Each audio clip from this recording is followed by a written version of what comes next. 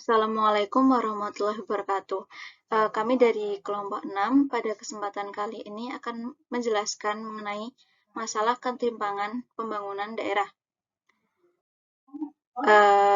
Yang beranggotakan saya Nurul Kamalia, NIM 4119121, kemudian ada rekan saya Dalilah Ilmiah, NIM 4119122, Sarmini, NIM 4119134, dan yang terakhir ada Nihayatun Nafisah, NIM 4119146. Yang pertama, saya akan menjelaskan mengenai ketimpangan Gini di Indonesia.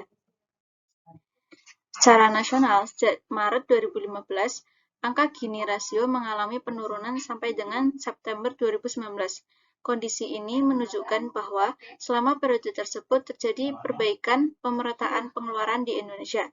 Namun demikian, akibat adanya pandemi COVID-19, nilai Gini rasio kembali mengalami kenaikan pada Maret 2020 dan September 2020, lalu kembali mengalami penurunan pada Maret 2021. Selanjutnya, pada Maret 2021, tingkat ketimpangan pengeluaran penduduk Indonesia yang diukur oleh Gini rasio adalah sebesar 0,384. Angka ini menurun 0,001 poin jika dibandingkan dengan Gini rasio September 2020 yang sebesar 0,383 dan meningkat 0,003 poin dibandingkan dengan Gini rasio Maret 2020 yang sebesar 0,381. Kemudian Gini rasio di perkotaan pada Maret 2021 tercatat sebesar 0,401 naik dibanding Gini rasio September 2020 yang sebesar 0,399 dan Gini rasio Maret 2020 yang sebesar 0,393.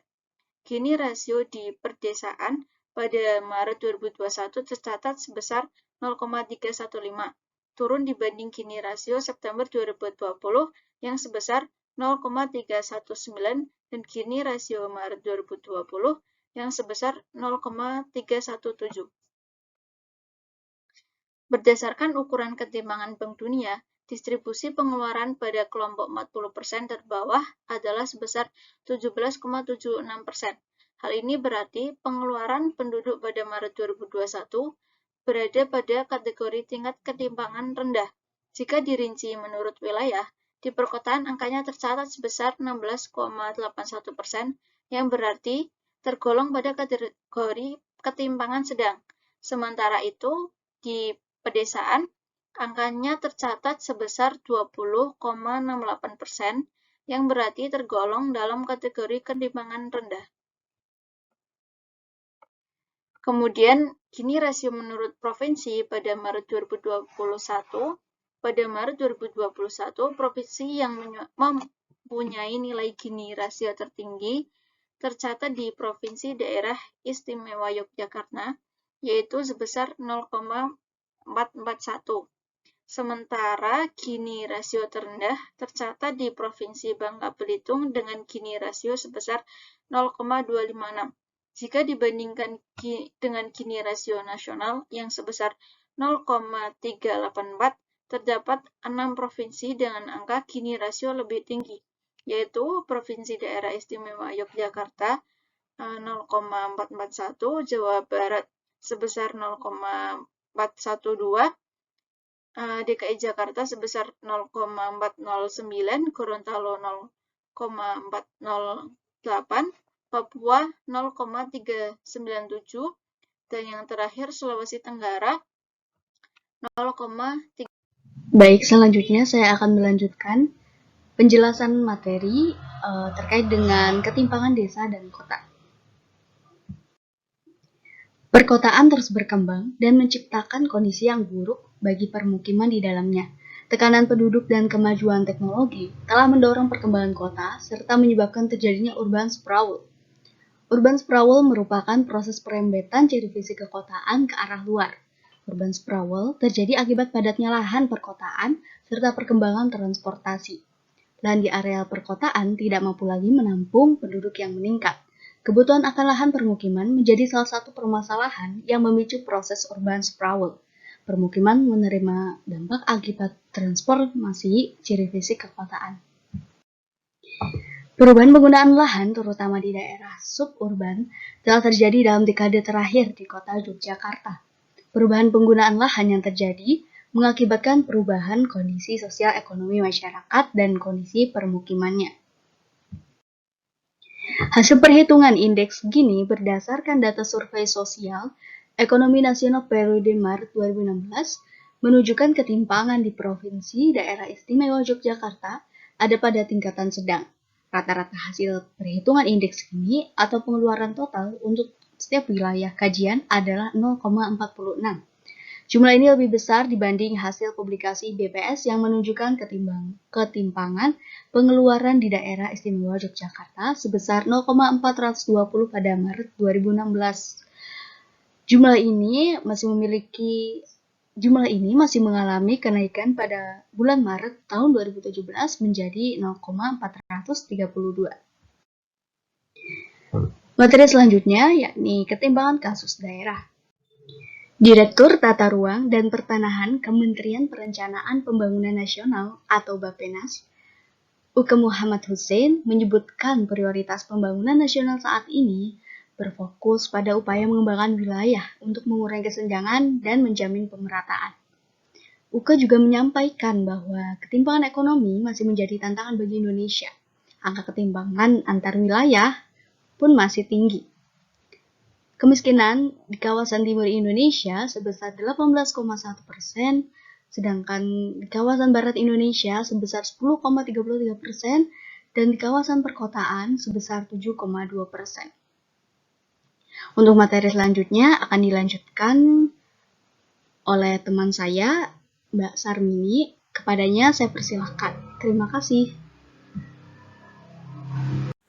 Saya akan membacakan materi yang selanjutnya dari Mbak Ilmi.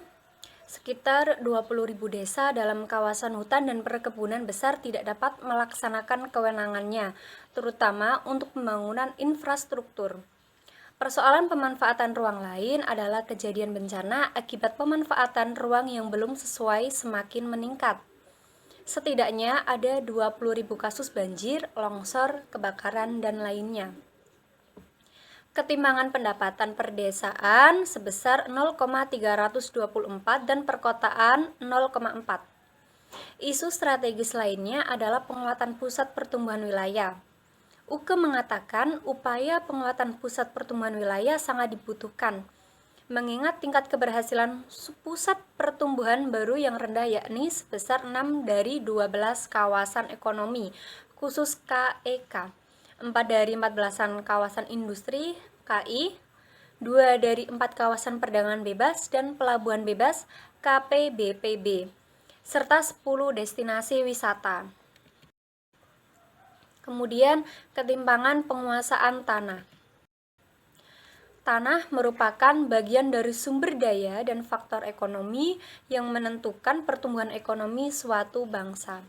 Hal ini karena ketersediaan tanah merupakan salah satu faktor produksi utama yang menentukan tingkat produktivitas pertanian.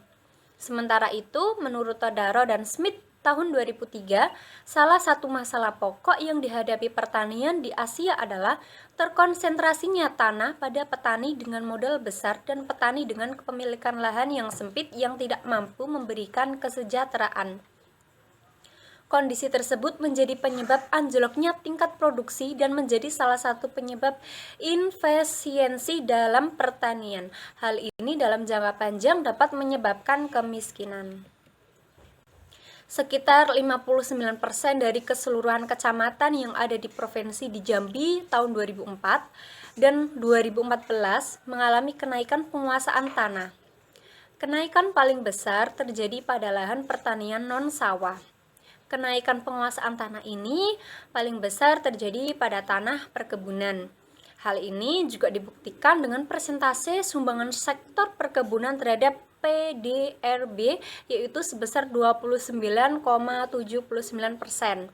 Dan sektor perkebunan merupakan salah satu sektor utama dalam memberikan kontribusi PDRB Jambi. Sementara itu, selama 10 tahun terakhir terjadi penurunan jumlah penguasaan lahan pertanian sawah sebesar 8,9%.